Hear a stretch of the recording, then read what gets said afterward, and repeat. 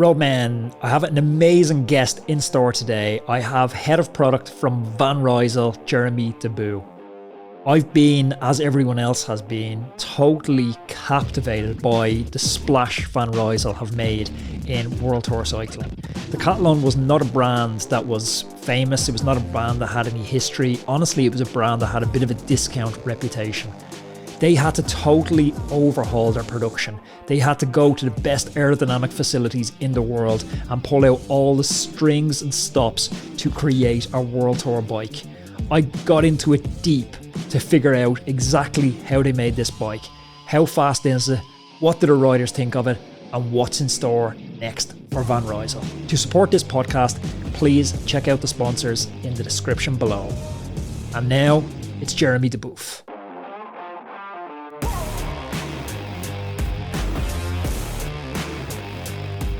Jérémie, bonjour. Welcome to the Roadman podcast. Bonjour, Anthony. Ça va? Nice to be with you. Very well, thank you. What about you? That's about as far as my French goes. 1 year racing in France, and the only other words I learned were words I can't really repeat on a podcast.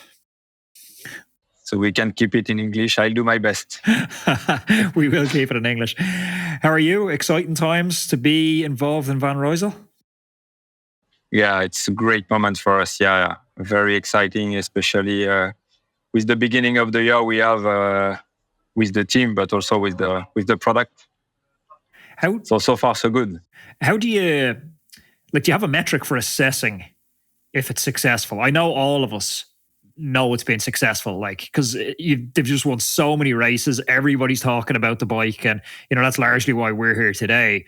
I don't think we've ever talked to anyone from another bike company about a bike, but everyone's just so curious about the Van Rysel that I was like, I have to do this podcast.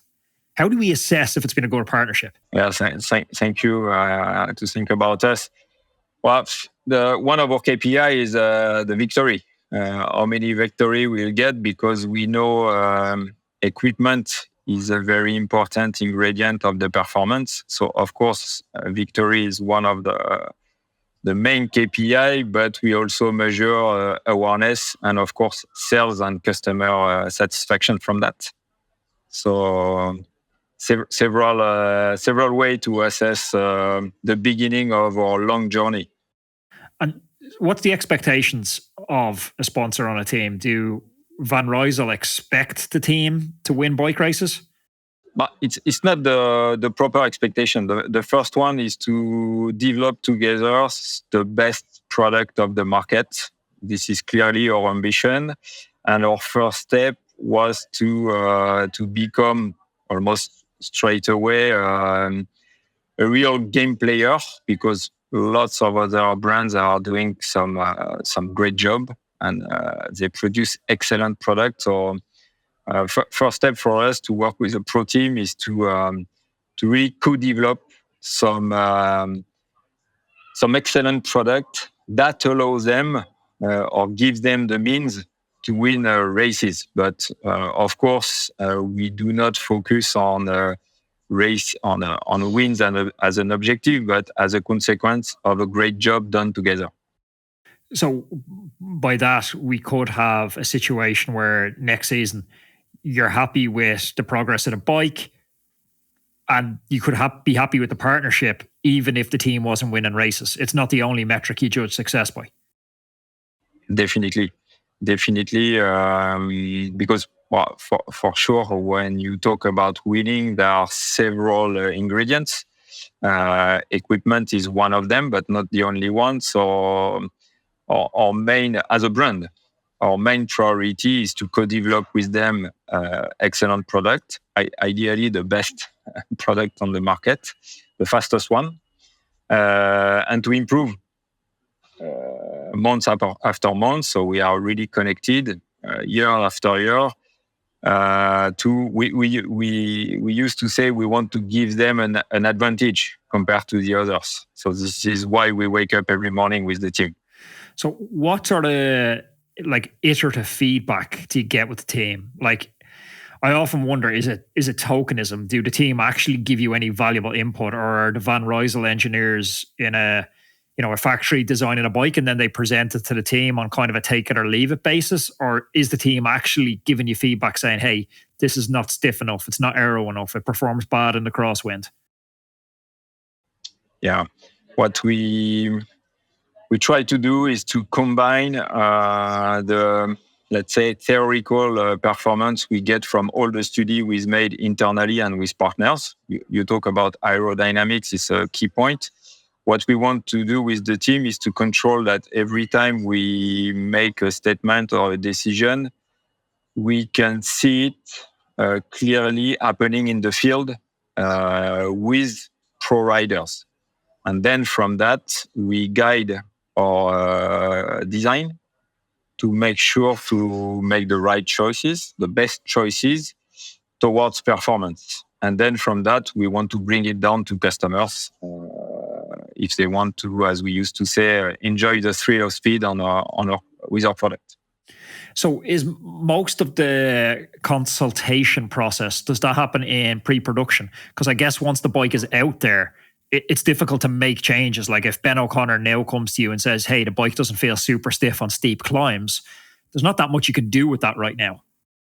Yeah. You're totally right. It starts from the beginning of the story.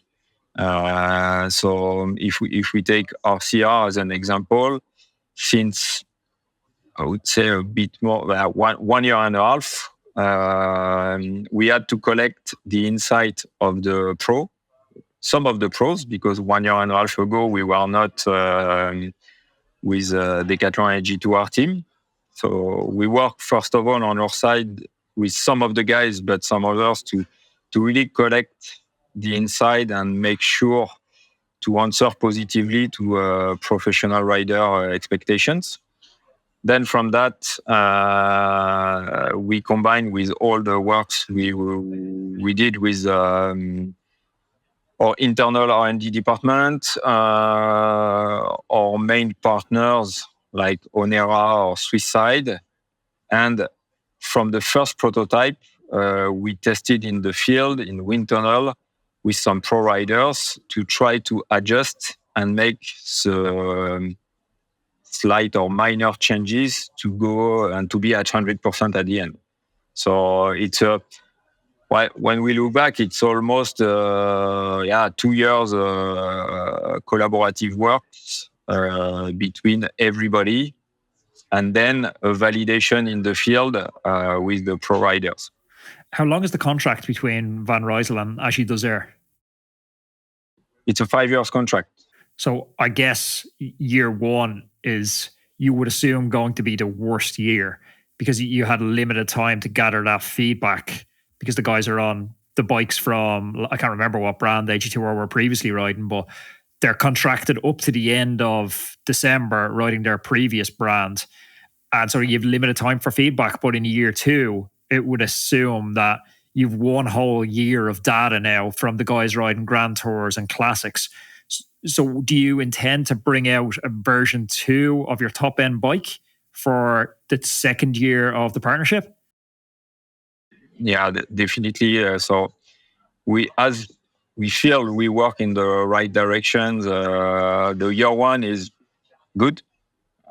I don't want to say very good because we are quite ambitious, but it's good, and we can see straight away that we are a game player with our product. Our product are fast, they are light, the stiffness, the balance is good.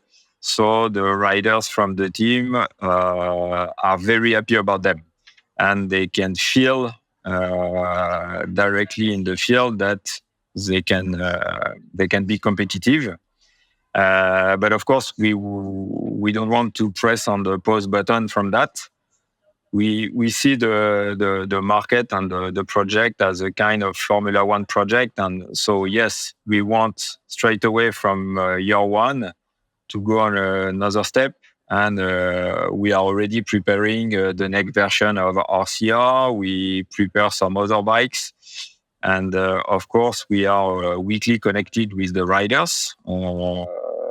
We work closely with some of the riders of the team to really give us some feedback, some insight. We try to really push forwards to go on another step quite quickly. Yeah. Who's good at giving feedback? Well, today in the Tour de France, we have mainly some guys from the classic team, like Sam Bennett, Oliver Nassen. They are really involved in our process, especially on the classic and sprint approach. And on the other side, we have some of the Grand Tour leader, like Félix Gall, who's on the tour as well as Aurélien Paré-Peintre, for example, who can, or Nicolas Prodhomme. They can bring us some more climbing and kind of GC expectations approach. And we focus we work with a third group, the puncher, like Benoît Cosnefroy, for example, or Paul Lapera, who can help us to complete the overall role of pro cycling.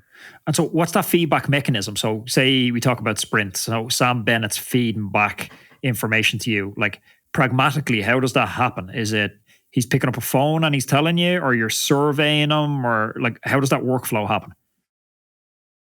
Yeah, we organize some meetings, either in the field to test product and collect feedback from that, or by doing a visio. So I'll give you a concrete example. Next Monday during the repos. I was about to say it in French, but the race day, exactly, sorry.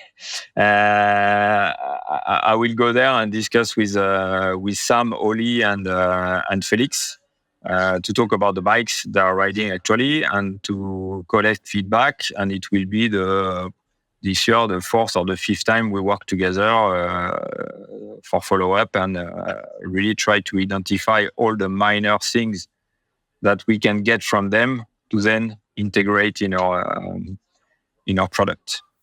It seems like the guys like the bike because, I have some friends on the team and you always hear whisperings. Like, I'm trying to think of a bike that guys hated, like Jayco or Green Edge a few years ago. They were sponsored by Bianchi and the guys hated it.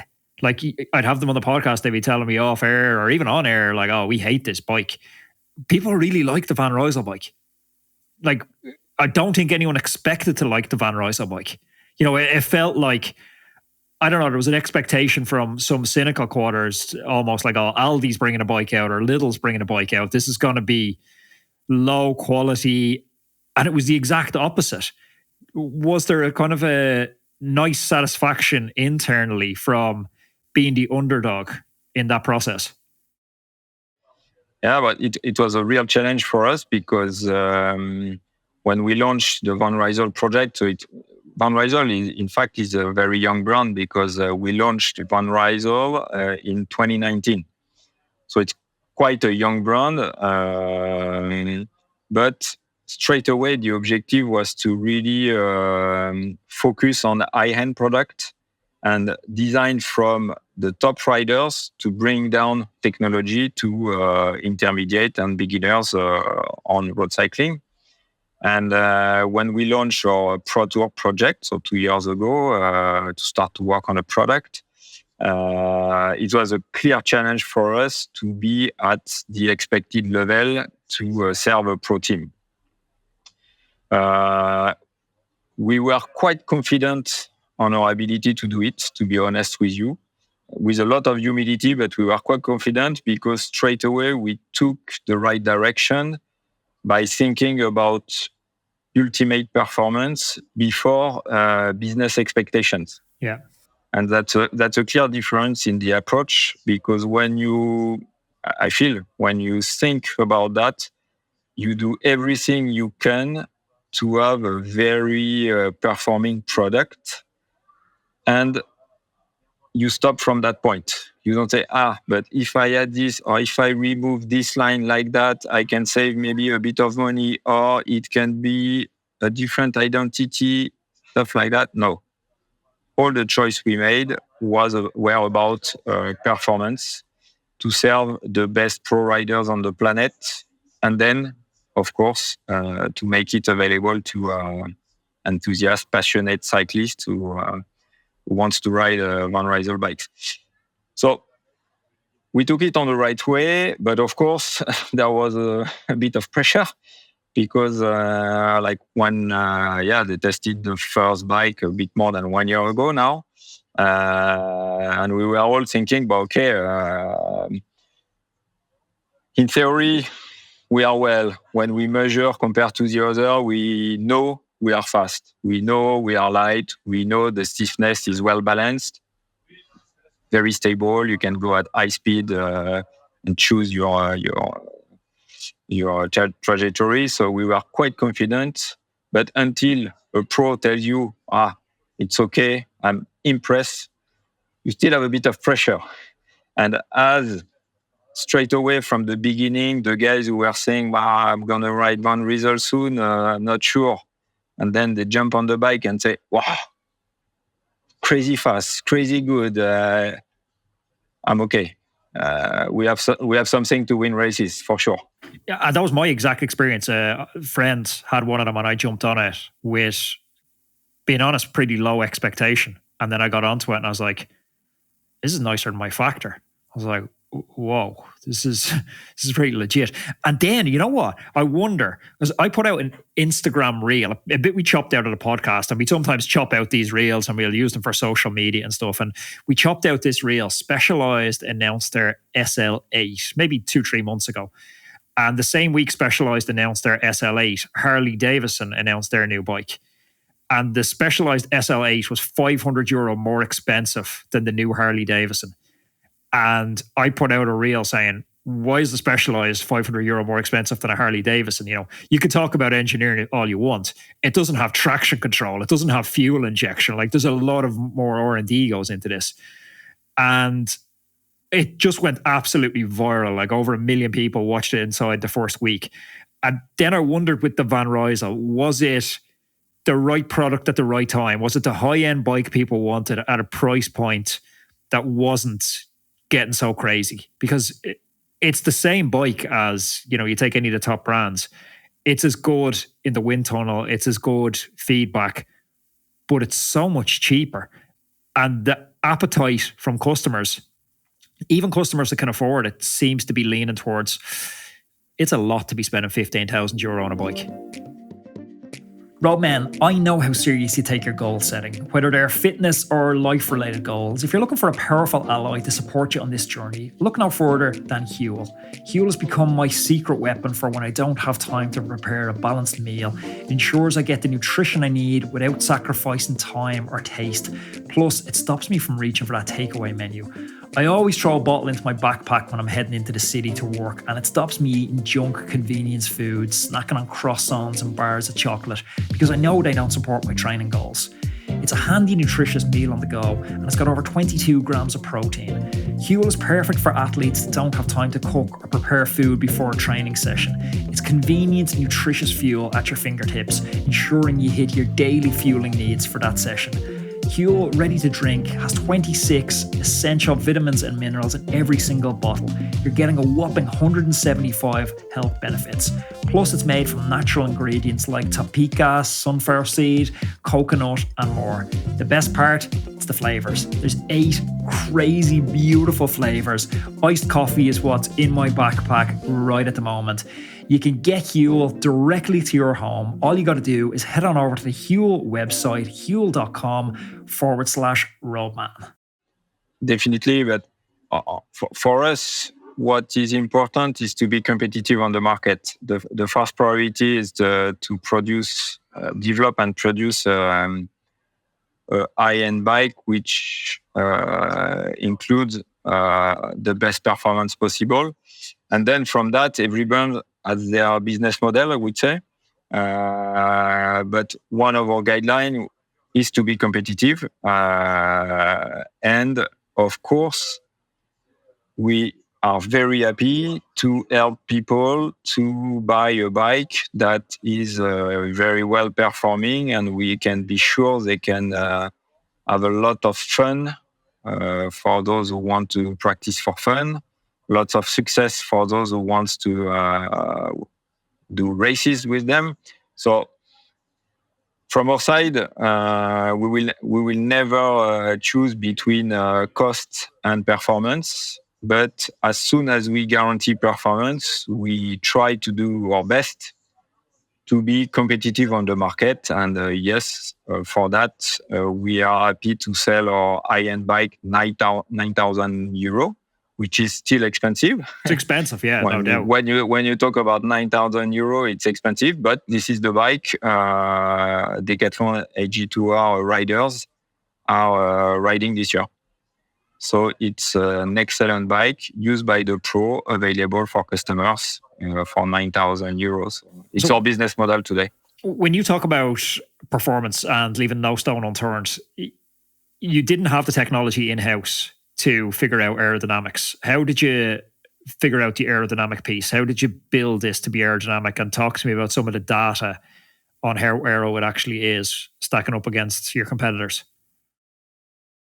Yeah, the first step when we launched the project was to really identify our strengths, in-house strengths, I would say, because we are part of Decathlon. So it's a big company working on a product since almost 50 years now. So we have a lot of assets, internal assets to develop product. But you're right, talking about aerodynamics, we were not enough skilled to be at the expected level. So from that, we tried to find some external partners to help us to develop the best aerodynamic frame within the UCI framework. Yeah, that's one of the key. And for that, we had several options. We have two main partners today for our bikes. We have Swisside. We did not work RCR with Swisside, but we worked on the XCR, so the TT bike. Yeah. And it's a strong partner for wheels as well. And for the RCR, we worked with Onera. So it's a French aerospace company. And they are located just on the side of our office. Nice. So if I look out the window, I can see the wind tunnel from Onera, from our place. So as we were neighbors, we tried to contact them by saying, "Hey guys, you're doing rockets, you're doing planes, stuff like that. We have a nice project to do a great bike, the fastest bike. Will you be happy to help us to work on this bike?" And as you probably know, lots of people like bikes, especially in the north of France. And they said, literally, yes, it can be fun to work on a bike with you guys. So let's do it. You know what's kind let's sit down together and start to work. As a customer, what's kind of annoying about the cycling industry is every single brand claims their bike is the fastest. And it's like, we don't really have this independent data to verify. Like if I go online now, I'm sure there's 10 brands that are all claiming to be the fastest road bike. As a customer, how can I differentiate these? How can I know what data is data that's trustworthy and data that's marketing hype? Yeah, you're right. I agree with your point. We have the same statement. That's why, from my point of view, one of the best independent company to do that and to compare all the, at least Pro Tour bikes, is Tour Magazine. The German magazine, I'm sure you know it. Yeah. And from Tour Magazine, you can see the list of all the bikes used by Pro Tour year by year.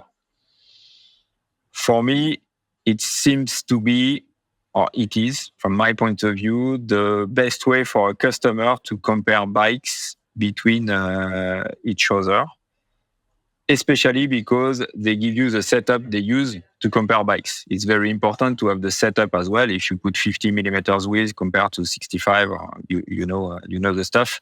of course, you can't have the same value. So my recommendation will be to go on the Tour magazine. It's free, and you can have access to all the data. And if you look at Van Rysel RCR, if you look at the all-rounder category, because it's an all-rounder bike, we are number one. If you look at all the bikes, so aero, pure aero, and all-rounder bike, I think we are number 8 today. So how's the new time trial bike, the XCR, how's that stacking up on Tour magazine?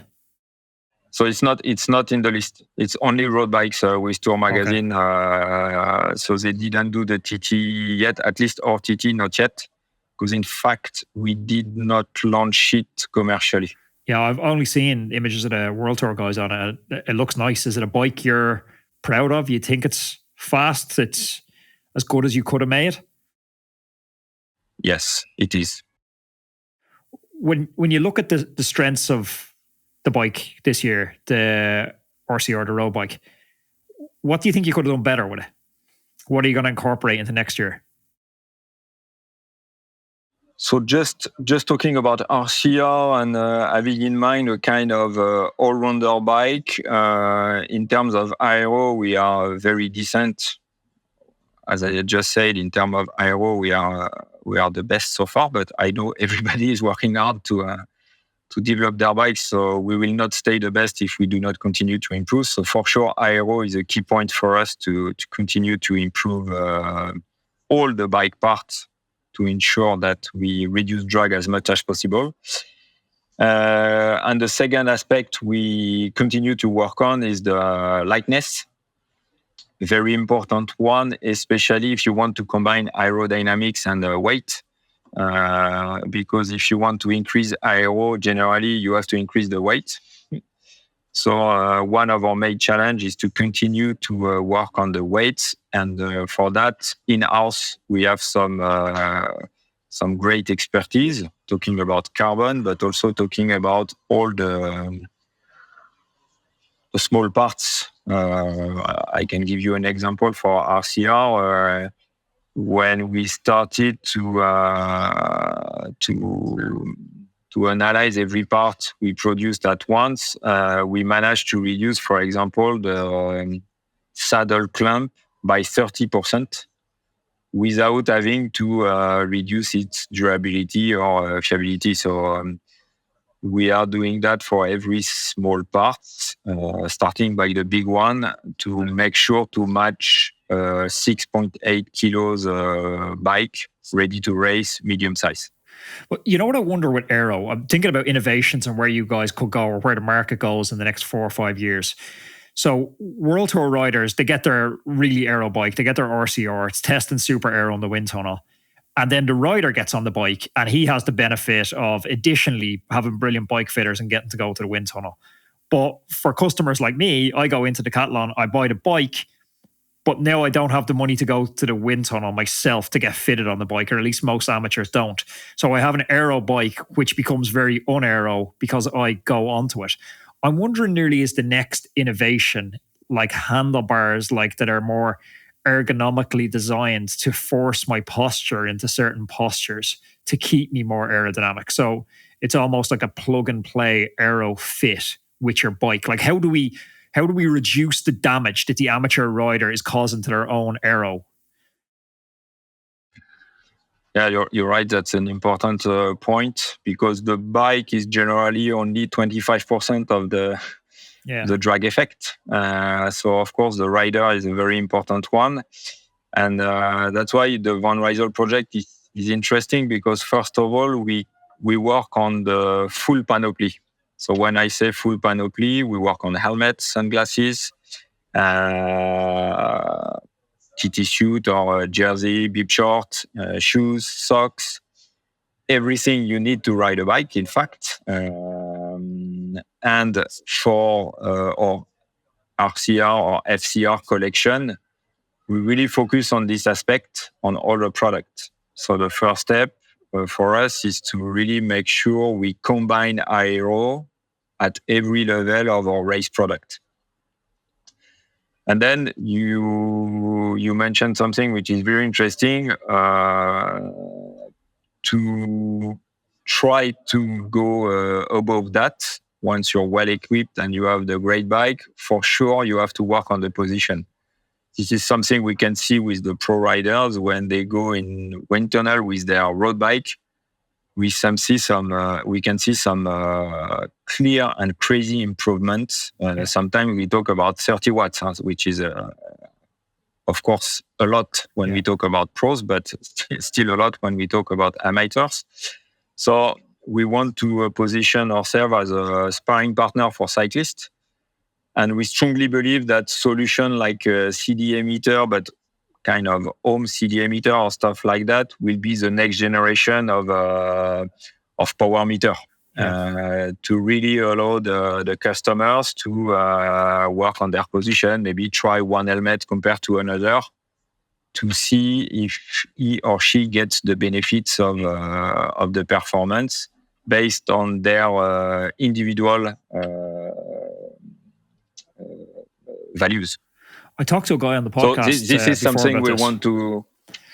They do exist. I had a guy on the podcast who's a former McLaren Formula One engineer, and he created a clip-on, like real-time CDA measuring tool. But I guess it's going to be probably a couple more years before that's commercially affordable. And also, I think then there's a knowledge gap. You need to know how to use this equipment as well. So I think it's going to be a couple of years before the technology is sophisticated enough that it doesn't need sophisticated inputs to give nuanced outputs. Yeah, it exists already for sure, and but it is more used by professionals. You're right. On our side, every time we want to confirm our choice, we use for sure digital simulation (CFD). We combine with wind tunnel values, and then we control with CDA meter in the field. And we combine the three approach to make the best decisions. We can be sure that the technology will be more and more accessible, because of course, to buy a CDA meter is already possible. What is interesting is to have the software to help you to make the right choice. And of course, if we talk about position, to work on the ideal position, trainings after trainings. So for sure, something will happen. Of course, we want to be part of it, because talking about performance, we know it is a very important part of the topic. So first of all, we focus on product, and then we focus on services for sure. If you're to look ahead to next season, how much input do you guys have in roster selection for the team?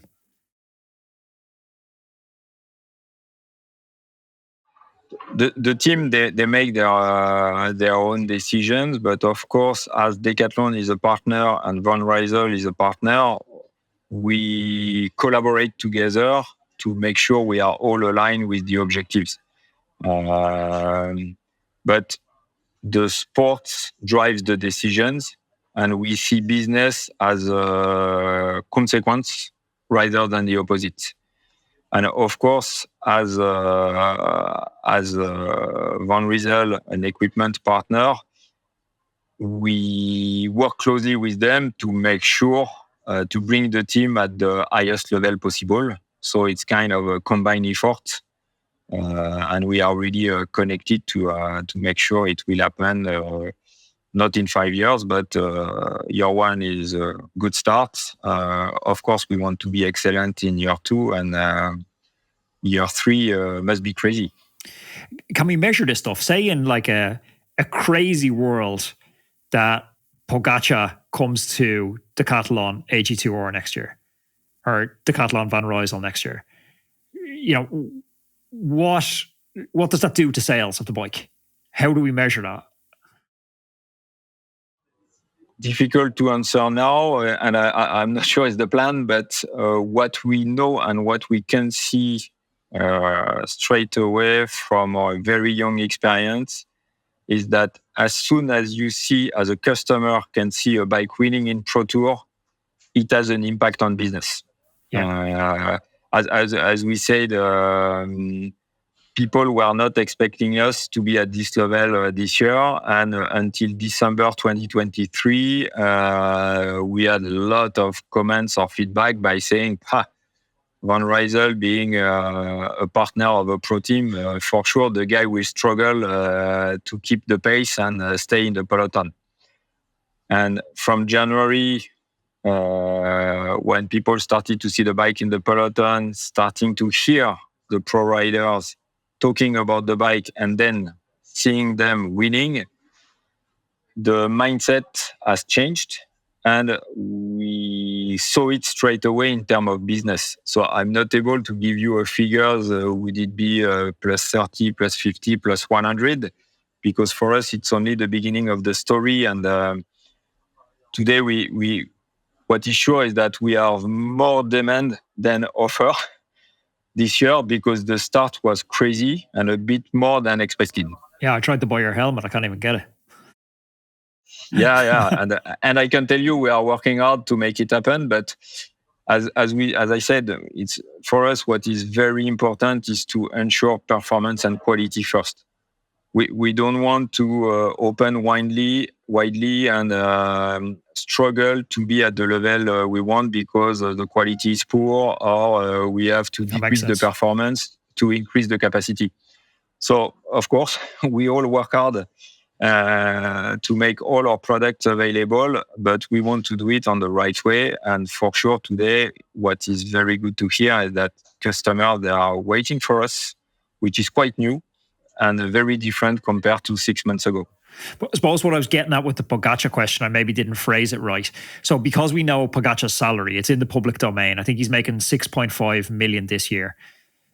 No doubt from a business perspective, if you had a way of accurately measuring the impact on sales, so you guys will know your margins internally. And if you can say that we're going to generate 12 million per year of extra revenue by signing Pogačar, paying him 6.5 million per year doesn't look like such a bad return on investment. So it's how do we accurately measure the effect of rider acquisition on sales? Because then we can start to headhunt riders who will move that ROI needle. Roadmen, I'm going to date myself here, but I've been riding the bike for almost 20 years. And in that time, I've cycled through every cycling apparel brand out there. And I kept swapping out different apparel brands each season until I found LeCol. There's something really different about LeCol. And as soon as you slip into the gear, you notice it feels different. It feels better. I've had the pleasure of chatting with Janto Barker on the podcast. He's the LeCol founder. And his dedication to crafting the fastest, most refined cycling apparel out there, it's nothing short of inspiring. Janto isn't just trying to create gear. I get the feeling he's actively and obsessively trying to perfect cycling gear. Trust me, as soon as you slip on the LeCol kit, as soon as you zip up that jersey, you can feel that commitment. The proof for LeCol, it's in the pudding. This is the same kit that Jay Hindley wore when he clinched overall victory in the Giro d'Italia. There's a confidence that comes with wearing apparel that's been battle tested and podium proven in races like the Giro d'Italia. Trust me, feeling good on the bike means you're going to perform better. If you have a second, I highly advise you to jump on over to lecol.cc and check out their amazing range of kit and experience this feeling for yourself. Yeah, this is how we reflect, of course, because at the end it's still a business, but not only at Van Rysel level, because as Decathlon is also a partner. Van Rysel is part of Decathlon, but there are two names mainly on the jersey. Yeah. We think about that at the global level. So, of course, we look at Van Rysel performance, but also at the image of Decathlon from this kind of partnership, and of course, the consequence on Decathlon business. Yeah. So for sure, the decision is made thanks to that. It's not what it costs. It's about the benefits we get from that in terms of awareness. One key criteria for us is awareness, but also in terms of turnover and margin. Have you looked at anything around sustainability? I know carbon fiber is an absolute nightmare. We're like a lot of us think we need a new carbon fiber bike every single year. And somewhere in the world, these carbon fiber bikes are just going to become landfill because we haven't really. I know Josh Portner in Silka has managed to get his carbon fiber and break it down, but all they can make from it is tire sealant at the moment. They can't reuse it into anything very useful. Have you guys looked at sustainability and anything you can tell us around that? Yeah, sustainability is a key point of our strategies. Mainly, the World Tour partnership helps us in different ways. And we explore many different ways to reduce our impact. I will talk about carbon after, but one good example that I like to tell is that today we have, let's say, if we take only the World Tour team, we have 30 riders riding 30,000 kilometers per year. So basically, in 1 month, and sometimes less than 1 month, depending of their program, they are riding more than an average customer during 10 years. From that, we can identify which parts of the bike are really durable and which part of the bikes can be very tired after 1,000, 2,000, 3,000 kilometers. And straight away in our conceptions, we work on those parts to improve them. And then when we release the bike to customers, we are sure that they will last 10 years instead of lasting maybe 1 year.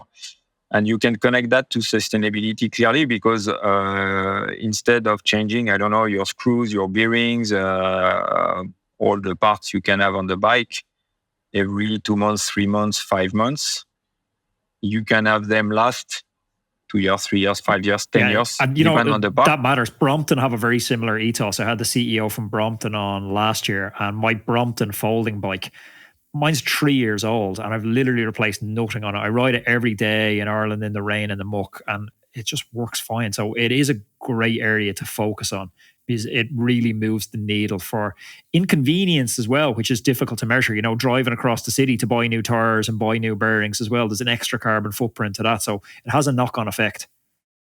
Exactly. So for us, it's a great lab to test things, be able to validate very quickly, and then release it to the public as fast as possible. So that's for most of the parts. And in terms of carbon, of course, we know it's a bad product. When you look at carbon, the impact of carbon is huge. So one of our main strategy about carbon is to work on second life options by repairing or making sure for a second customer or a third customer or a fourth customer, we are able to confirm that carbon fiber is okay on the frame and they can ride with the bike safely and without losing the benefits of the carbon fibers. So we are exploring many things to make it happen and make it available in the field. You know what, Jeremy? I often wonder why bike companies, and it's maybe one you can take back. I often wonder why bike companies. Yeah, I get we need the high end bike. We need the tip of the spear. We need the Formula One car that drives innovation because there's a trickle down. But the customer, 99.9% of them isn't the professional rider. It's the average Joe rider. It's the guy who rides to the coffee shop at the weekend with his friends. And the needs of those customers are so seldom met. Like for me, as a rider who rides between 10 and 15 hours a week, I care very little about aero. What I do care about is that I can put my bike against someone else's bike at the coffee shop and it's not going to chip. If I ride some off-road gravel and my paint gets chipped, that it does have an option to, go into the shop and touch up the paint. I would love the option to buy a bike and in year 2, I can get it resprayed another color because the sustainability there feels like a new bike. But it doesn't seem like companies care about that stuff. They're so focused, almost 100% of their attention on the 0.1% of riders and very little attention on the 99.9% of riders.